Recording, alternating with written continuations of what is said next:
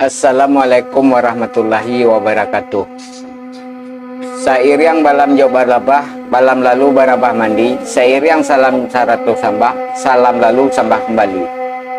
Sambah sujui ju simpuah sabare bungkanan piawai, naraco luruh main daun. Indak basisiak jo basiba, indak bahinggo jo babate.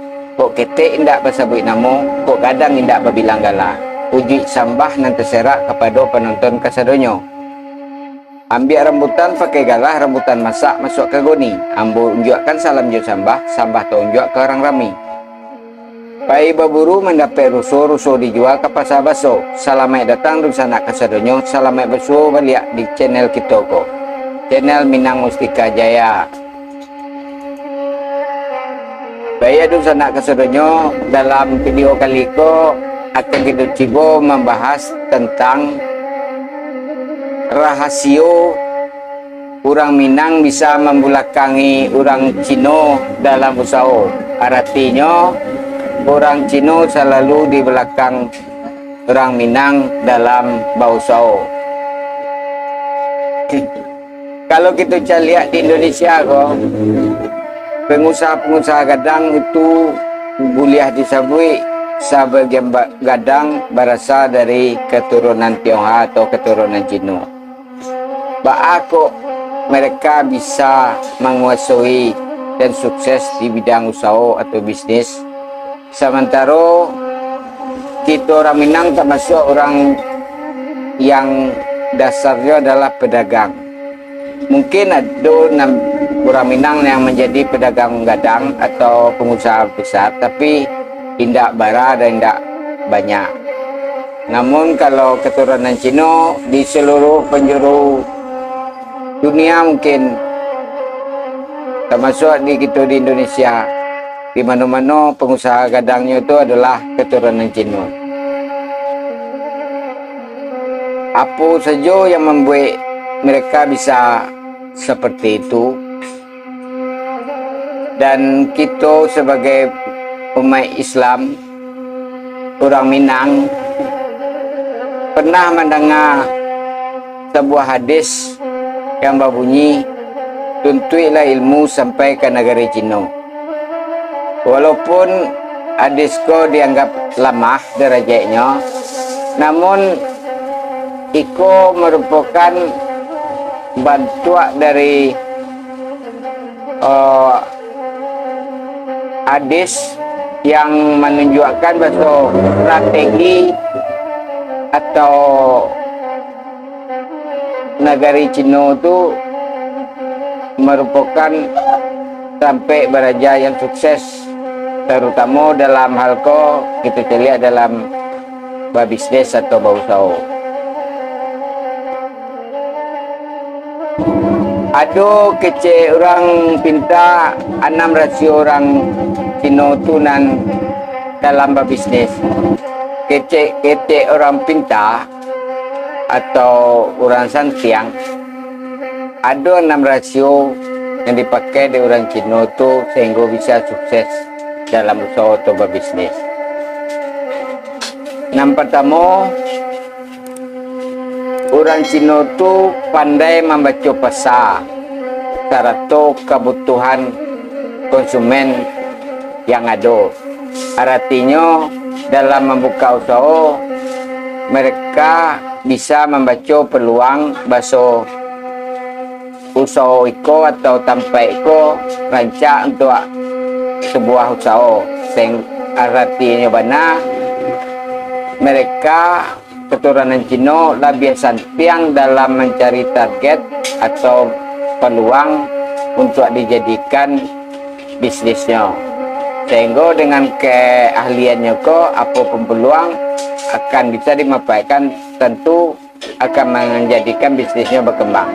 Dalam hal ko sebetulnya pepatah Minang Lamu Allah mengajarkan kepada kita tentang hal peluang atau kemungkinan dalam hal kehidupan, termasuk dalam bisnis, di mana pepatah Minang Lamu mengatakan alun rabahlah kau juang, alun pailah babaliak, alun dibalilah bajua, alun dimakanlah terasa.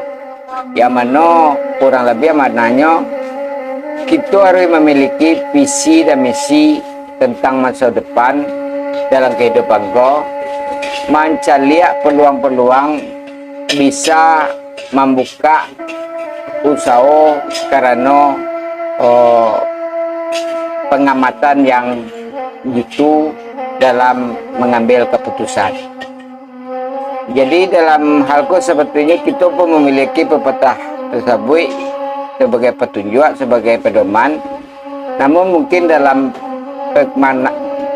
pemakaian dan memaknai pepatah-pepatah lama kita nan Allah hacok lupa dan tidak memakai lagi. Itu yang pertama. Dan kedua, orang Cina ko disebut pakarajo kareh.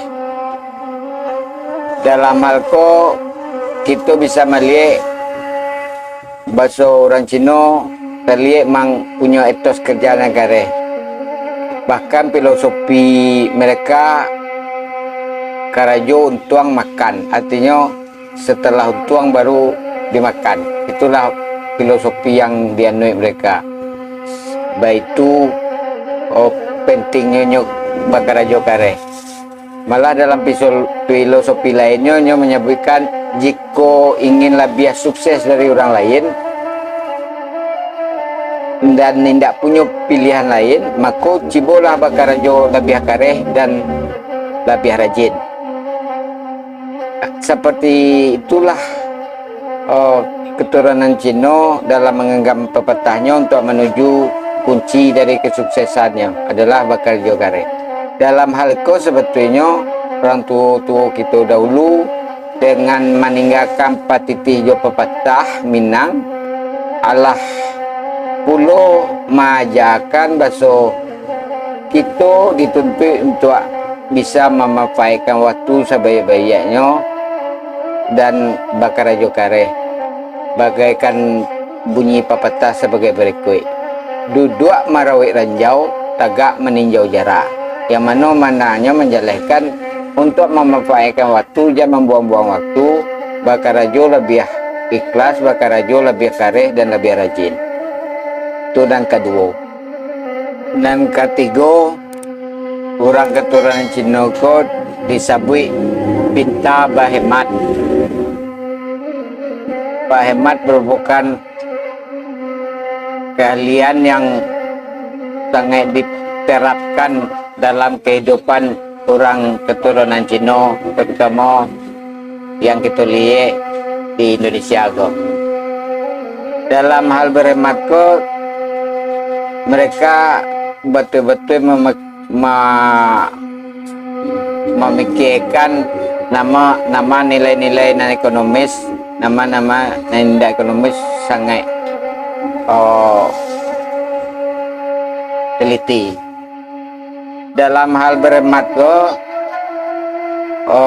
pepatah Minang pun adalah mengajarkan kepada kita yang berbunyi ketika ado ditahan, lah ndak ado baru dimakan. Pepatah tersebut menjelaskan untuk kita agar bisa memanajemeni keuangan dengan sebaik mungkin, sehingga tidak terjebak dengan keinginan, namun hanya mengeluarkan untuk kebutuhan. Hal itulah yang kita anggap sebetulnya dalam ajaran ataupun ilmu orang Minang tidak kalah dari orang Cina, namun mungkin dalam penerapan kita yang kalah banyak melenceng dari pepatah yang ada. Dan sampai orang Cina minta menciptakan peluang.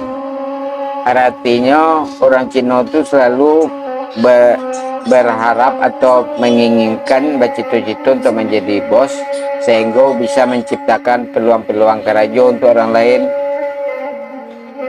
Dari situ mereka semakin lebih capek berkembang dengan prinsip tersebut.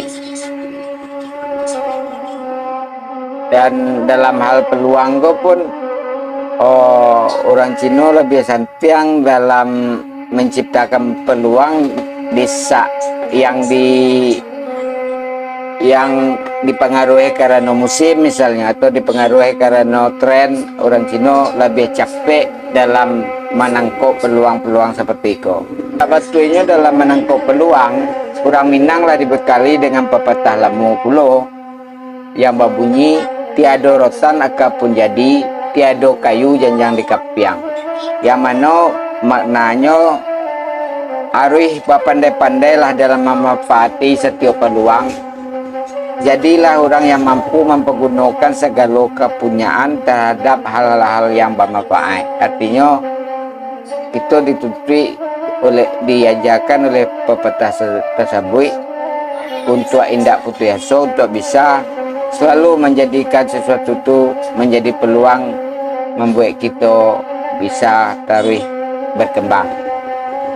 Mungkin ada juga ungkapan atau pepatah, tak kurang tak di luar, tempi tak di atas.